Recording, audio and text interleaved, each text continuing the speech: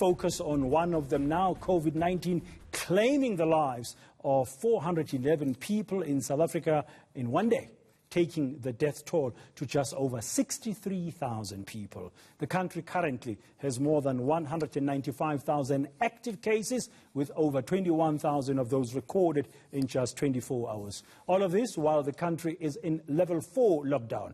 Meanwhile, we've seen more than COVID-19 variants being discovered globally. I'm sure you've heard by now of Lambda, what's coming in Latin America. Could this be the reason for the increase in infections? I mean, in terms of these variants, particularly the Delta one? Let's chat now to the national chairperson of the South African Medical Association, Dr. Angelique Coetzee. Dr. Coetzee, good afternoon. Welcome to the Media View here on ENCA. Thank you for making time for us. I spoke to a couple of other medical specialists and scientists here a few days ago, everybody pointing to the Delta variant in South Africa that's spreading to being one of the major contributors to the numbers we are seeing today. What's your view? Good afternoon, and a good afternoon to all the ENCA listeners and viewers out there. From SAMA's side, currently it is still predominantly the Delta variant. It becomes difficult, to determine on a clinical picture which one it is. But the clinical picture that we currently are seeing still differs from the one from December. So we presume that it is the Delta variant. But I need to say that there's still Beta variant going around. And we also know that the Delta Plus has been detected in some patients in South Africa, but we don't have enough studies on the Delta Plus for now. So let's see what happens going forward. And yes, if we look at the death rate of 411 people last night, I can assure you it is severely underestimated. Our death rate is definitely much higher than that 411. I'm also again going to say that not all the COVID-19 positive patients are reported.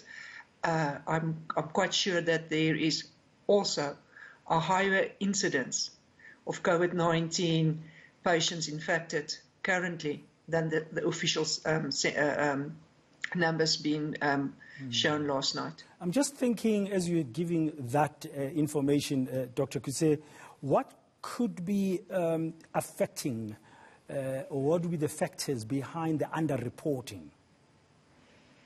So there's various reasons for that. So one of the things would be that people die at home. The family just bury the corpse. We do know that not everyone goes through burial services. There's again various reasons for that. So that's one of the problems that we have. So when Oma dies, they just do it at home and put her in the ground at home, not bothering to alert the correct institutions of her death. That's the one thing. The other thing is people in the hospital coming in very, very sick, misdiagnosed and die. So COVID-19 will not be then reported.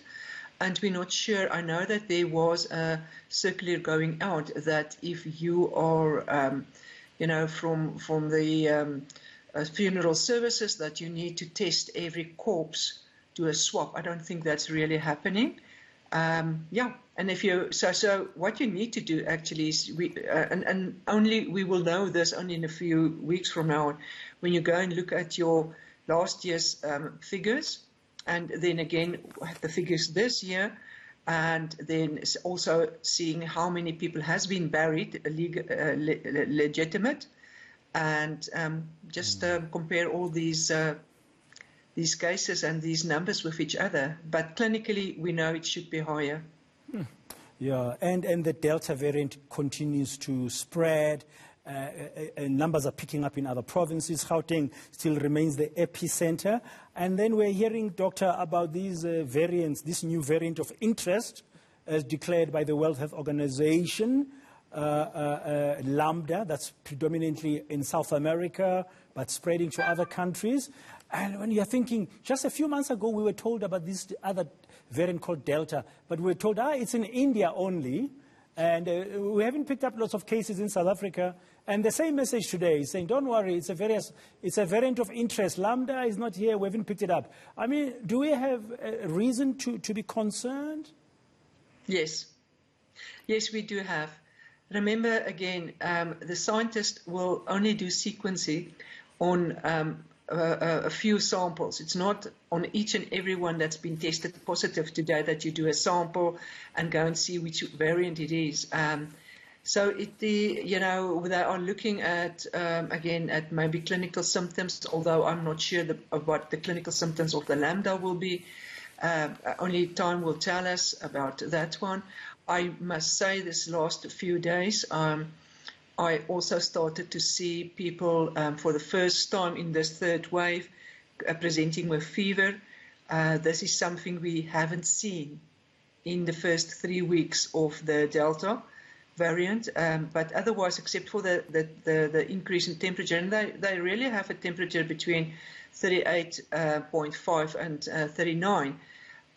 Not much else changed in the clinical picture except the temperature. That is something new. We haven't seen it, as I've said before.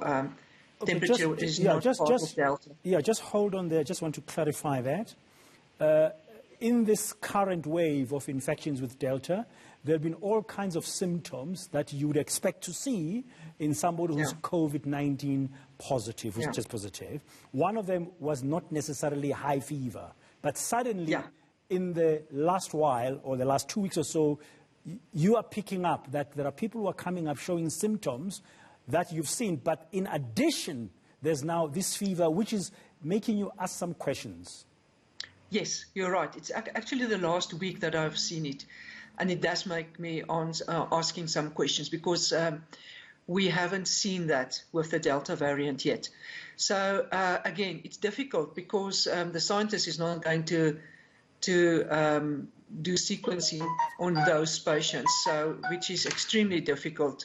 And I can only report what we are seeing.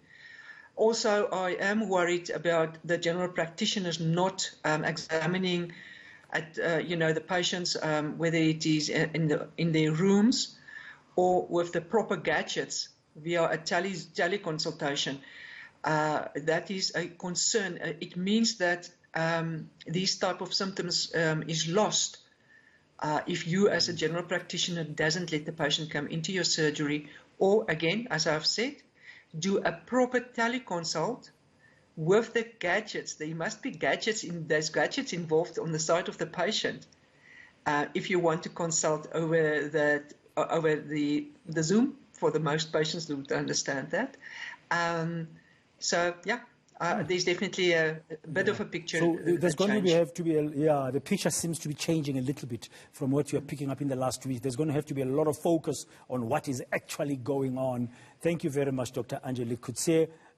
Not good news, but I mean, she's flagging the fact that in the past week, some doctors and they're picking up, and she's picking up some patients, a rise in cases where there's also high fever, which they were not seeing in the early stages of the Delta variant infections in South Africa. So is something changing or not? Well, we'll have to wait and see.